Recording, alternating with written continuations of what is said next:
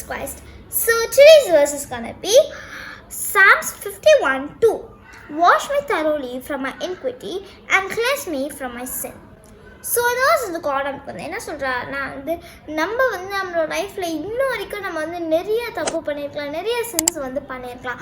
ஆனால் நம்ம அது எல்லாத்தையுமே ரியலைஸ் பண்ணிவிட்டு நம்ம காட் கிட்ட போயிட்டு மன்னிப்பு கேட்டோம்னா காட் எவ்வளோ தப்பு பண்ணியிருக்கேன், நான் உன்னை மன்னிக்க மாட்டேன்னு காட் என்றைக்குமே சொல்ல மாட்டேன். பிகாஸ் காடுக்கு நம்ம மேலே அளவுக்கு அதிகமான ஒரு அன்பு இருக்கு இல்லையா. ஸோ அதனால் காட் நம்மளை எனக்குமே நீ தப்பு பண்ணிவிட்டு நீ என்னோட பிள்ளையே கிடையாது நம்மளை ஒதுக்கிற மாட்டார்.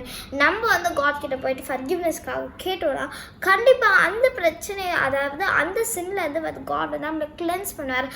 அந்த பிரச்சனைலேருந்து நம்மளை காட் ரெடி பண்ண.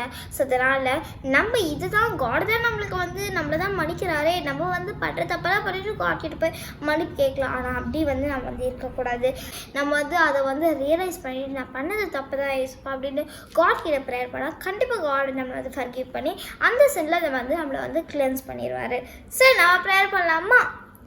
ஏசப்பா நான் கொடுத்தக்காக நன்றி ஏசப்பா. ஏசப்பா இந்த வருஷம் நீங்கள் எங்களுக்கு சொன்ன மாதிரி ஏசப்பா எங்களோட லைஃப்பில் ஏசப்பா நாங்கள் பண்ண எல்லா சொந்தம் தான் ஏசப்பா நீங்கள் எங்களை ரிலீவ் பண்ணுங்க ஏசப்பா நாங்கள் இது வரைக்கும் பண்ண எல்லா தப்புக்குமே எங்களை மன்னிச்சிருங்க ஏசப்பா. Ask everything my Father Jesus Christ precious name.